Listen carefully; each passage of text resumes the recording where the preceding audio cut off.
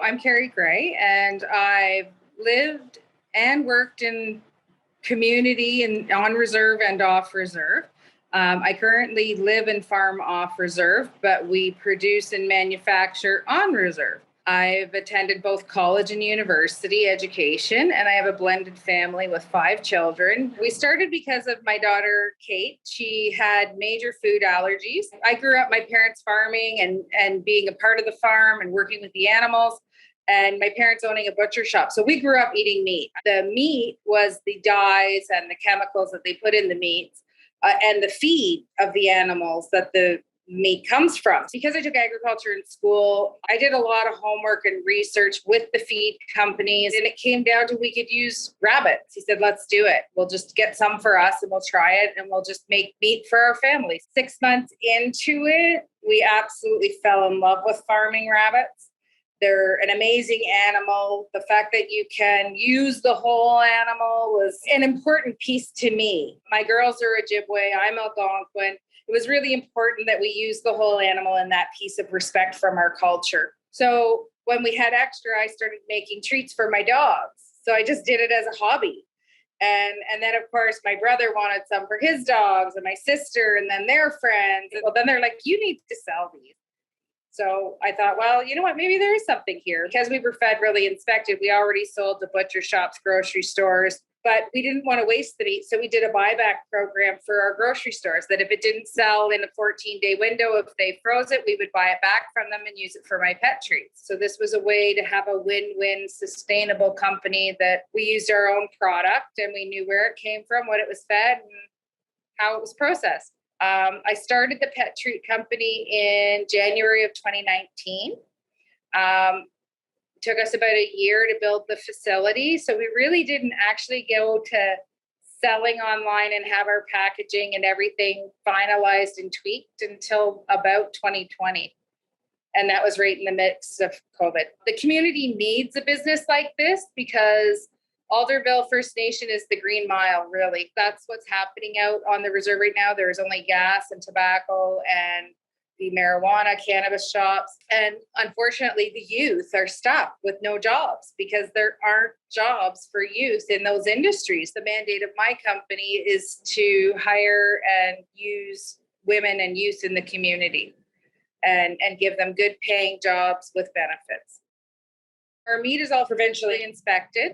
Because we use 100% real meat, we're using the whole animal. So with my rabbit products, you're getting the meat, the bone, the organ, you're getting the whole animal. That makes us different and unique right there. The second part that makes us different and unique is that we are using certified product, stuff that has gone through, and we are following quality control measures. And we're the only Aboriginal company that I'm aware of that does this type of pet treat business. We're a sole proprietorship business. We're using a system called Katana, which helps me with our inventory. It has a shop floor for our staff where they can scan in their QR code and they can see the orders that come in from our WooCommerce site. Because we started in COVID, we really had to look at a way of going online direct to consumer as well as into our retail stores. And during that time, we built a really good solid customer base with a really solid website. We operate and we make as orders come in rather than storing. Because it's a meat product, we have to take the time to make sure it's dried properly. I don't want things sitting on the shelf. I want the shelf life to be as long as it can possibly be in the store for the customers and as fresh as it can possibly be. A daily routine would be staff would come in, they would check our equipment, record our temperatures, they would look at order fulfillment, they do customer inquiries through email and answer those types of things. They'll help people in the retail store as well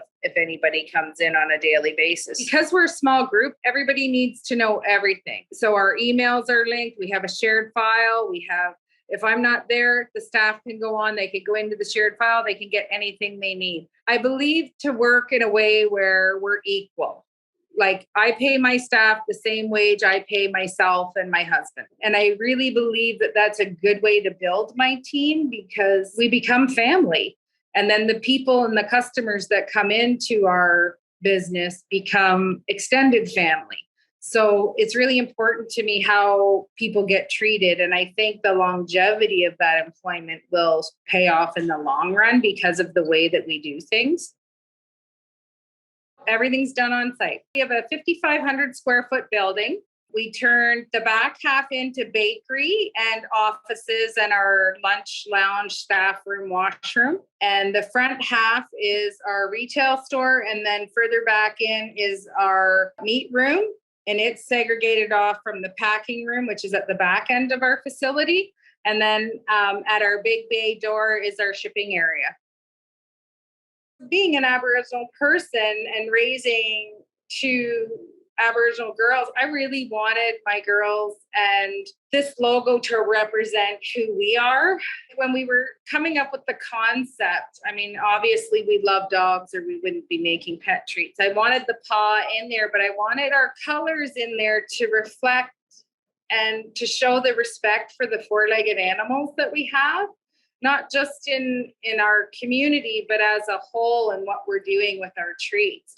And for people to understand that we are working on our cultural premises. We're not mass producing. We're not shipping meat in from foreign countries to make pet treats. We're not scraping the bottom of the barrel. The same meat that we put on our table is the same meat we're using for our pets. I think the number one question we get on our website is, are you a certified Aboriginal company? How do your beliefs follow and fall into how you operate? Well, they're in our everyday life. My husband runs the barn first thing in the morning. His job to look after our does, which are, they're his queens, really. He does their teeth, their nails, their ears, their hair. I think that was important for people to understand that our respect goes right down to the land we operate and farm, straight through to our logo and our final product.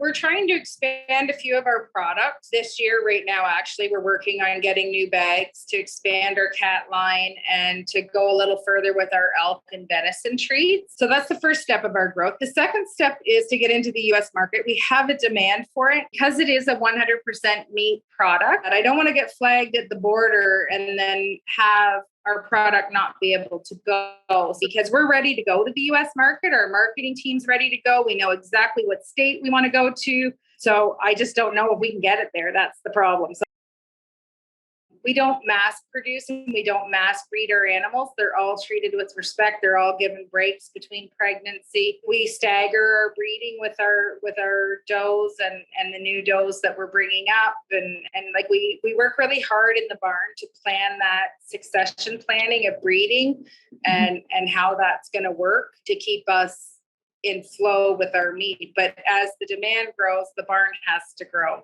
Sometimes that's hard to balance. So that's sometimes a barrier for us. But for the most part, we're managing that. We're always looking for opportunities to keep growing so that if something happens, because if you lose a whole barn, you lose the whole barn. You have to start fresh. And you need 6 months to rebuild your barn to get your animals back up to breeding capacity. So it's managing that in the back of your mind. You always have to be planning for what if. One of the success moments for me was when Loblaws and Walmart came to me and said, would you put your product on our marketplaces? Would you come?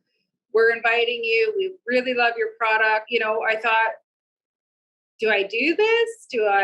And then I thought, yeah. How do you not look at that as an honor that your product's good enough to be like Loblaws wanted us to come in and they wanted to showcase us in Toronto on one of their big stores down the center aisle. And I was like, I just can't do that yet. I'm not ready. And I think that shows success to me because they're coming to me. I didn't go to them. And they're coming to me with these opportunities, which says I must be doing something right.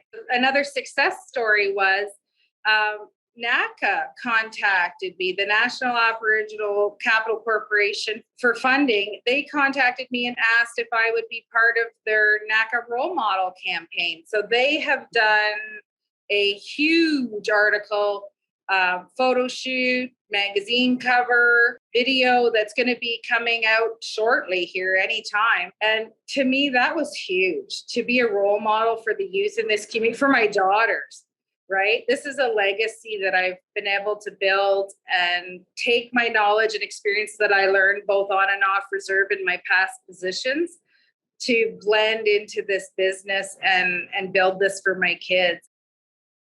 I spent a lot of time with my grandmother growing up, and she was the most amazing woman ever. She was my best friend. And it was always take what you need, give what you can, because whatever you give, you get back. Whatever you're taking from the land, whether it be a blueberry, whatever it is, thank the creator because they're given to you from the land. So you have to respect them. And it's really important to make sure that when you're doing things, you're doing it in a thoughtful and thankful way for everything that you've been given.